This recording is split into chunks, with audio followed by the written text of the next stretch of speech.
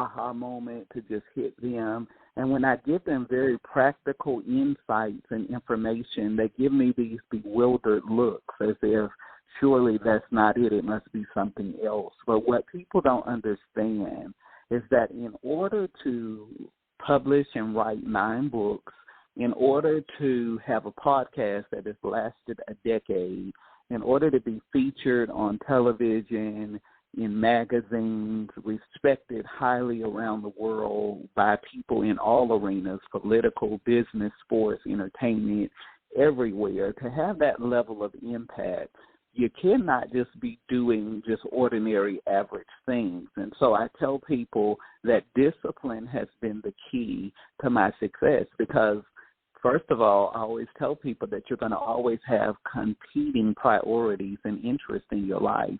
And so you have to determine what is important to you, what you're going to focus your time and energy on, what you're going to commit to in your life so that you can see the results that you want to see. And the only way that I know how to do that personally is through discipline.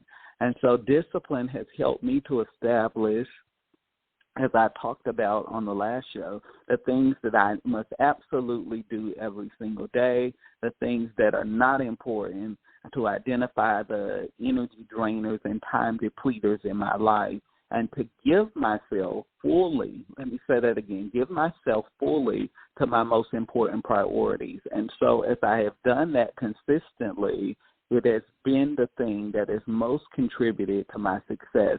Discipline, I talked about this in the last episode, and I hope you'll go back and listen, is understanding that there is always a cost called pain associated with progress in your life. Let me say that again. There is always a price called pain associated with all progress in your life. What happens is we live in a world that desires things that they are not willing to dedicate themselves to get. And so I can go around and admire things all day long, but what price am I willing to pay to see things begin to change and happen in my life? You have to move from the talking about it to the being about it. In other words, you have to do. In order to see something happen, there has to be an action in your life. There has to be an initiation of something in your life in order for that thing to manifest. And so we spend a lot of time delving into this topic of discipline because this is part of the growing pains that comes with changing your life. If you want to be the best in the world at what you do, you have to become a disciplined person.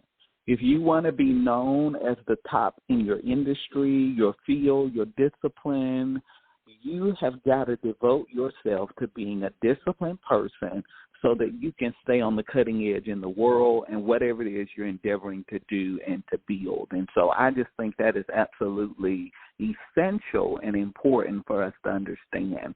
And so moving along, today I want to delve into the last pillar of this series, Growing Pains, the Cost of Change.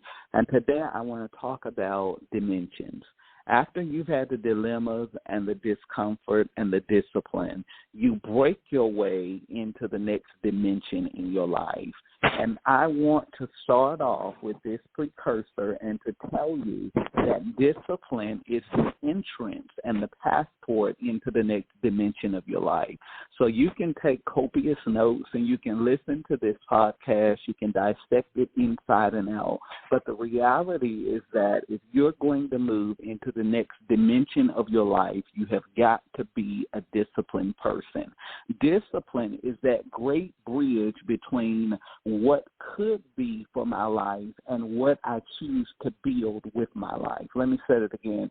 Discipline is the great bridge between what could be in my life and what I choose to build in my life. Because whether we know it or not, we are constructing our world either consciously or unconsciously, but we're building our lives through the choices we make, through the commitments we make, through the priorities we set, through the actions we take. We are constructing a life of success and prosperity or a life of frustration and failure, but we are building. And so you want to be a disciplined person and you want to build skillfully and strategically so that you can create the life that you want to manifest. And so I want to delve into this whole pillar of dimensions, okay? Let me say this first. Dimensions are not accessed simply because you have a dream or a vision in your heart. Dimensions are accessed because you were willing to dedicate yourself to something in an uncommon way. Let me say that again. Dimensions are not accessed simply because you have a desire or a hope or an intention for something to happen in your life or to manifest in your world. Dimensions are accessed because you are willing to dedicate yourself to something in an uncommon way. And so if you are at what I call a prophetic impasse or a prophetic holding pattern in your life, it is a good indication that discipline may be the thing that's going to bring you into this next dimension of living. And so what I have discovered, and I have said this over and over again, if you do what you have always done, you will get what you have always gotten. If you do something different, you get something different. And so the key to changing your life, the key to breaking your way into the next dimension is really having the courage to do something different. And in order to do something different, you have got to be a person that is willing to devote yourself fully to the thing you say you want to manifest in your life. And notice the emphasis I put on say, because what I have discovered as somebody that has worked with and helped leaders around the world in this area, I've discovered that a lot of people say they want a lot of things, but what I have noticed is that their behaviors and their actions betray them. And why do I say that? I say that because I come from the school of thought and from years of study and examination, and I have discovered that if there is something that I really want to possess in my life, I will always pursue what I want to possess. More importantly, I will always pursue what I am passionate for. And so what we have in the world is a lot of people that covet things that they are not willing to commit themselves to. If you are really committed to something, nothing has the ability to break your concentration on what you're committed to. Let me say it again. If you're really committed to something, nothing will have the power to break your concentration to what you are committed to.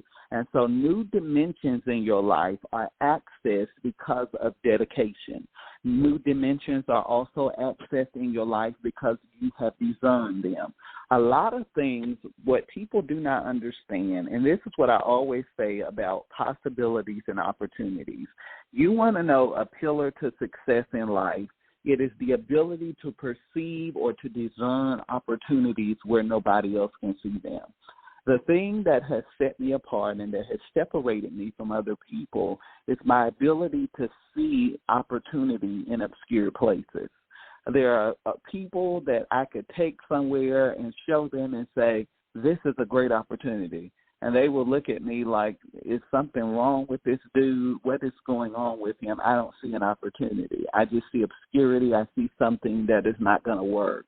And they can't see it because they have not developed their perception and discernment to the level to discern and to understand that this is a place of opportunity. And so I believe that breaking into the next dimension is something that you have to discern because new dimensions are accessed in our lives through shifts.